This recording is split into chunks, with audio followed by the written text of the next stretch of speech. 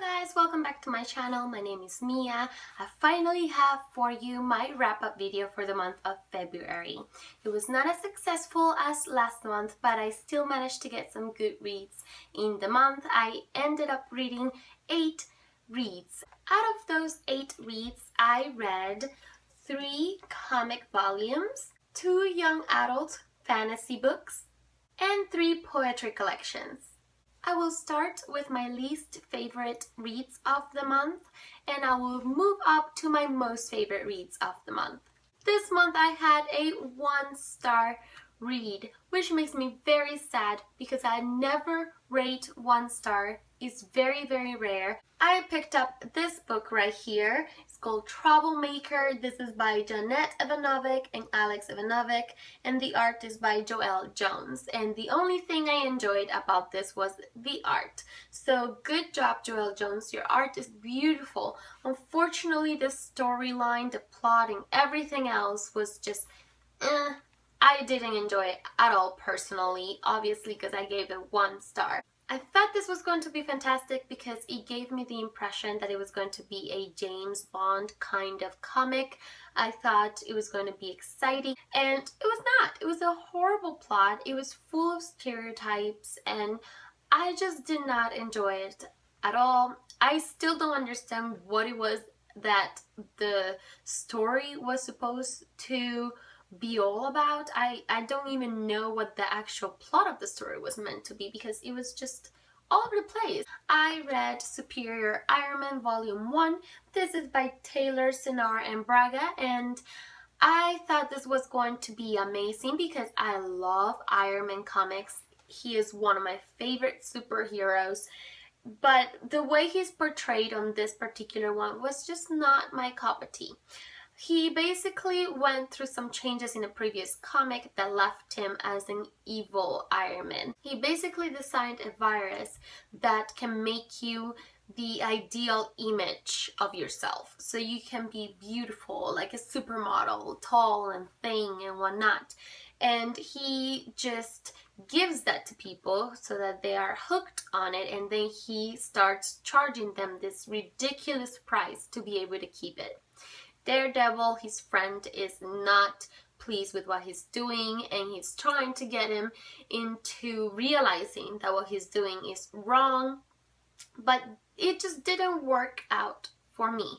I thought there was not enough action. It was a 2-star read for me. Then I picked up Truthwitch by Susan Dennard, and this was actually a buddy reads with Lourdes. I will have her channel linked down below. If you have not checked it out yet, I highly recommend you to do so. She's got this wonderful book reviews that go quite in detail of the story, and they really do make you want to pick up the book and read it. She is very funny, and I know if you give her channel a shot, you'll like it. So if you can, go ahead and check it out. We will have a book review coming up soon for this book, so I won't go too much into detail about it. Basically, I ended up giving this 3 out of 5 stars. I enjoyed the relationship amongst the characters and the character development.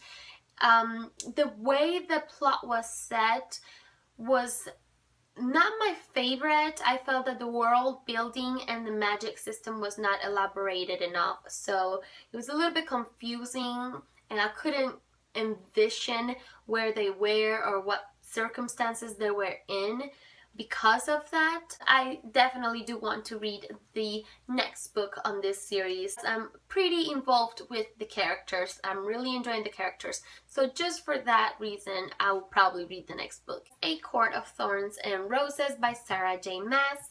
This is supposed to be a retelling of Beauty and the Beast. However, I saw influences from Twilight and Cinderella in the story as well.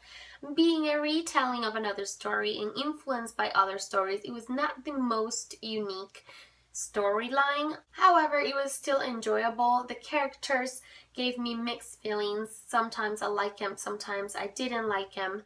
Overall, I did enjoy the story enough to give it 4 stars.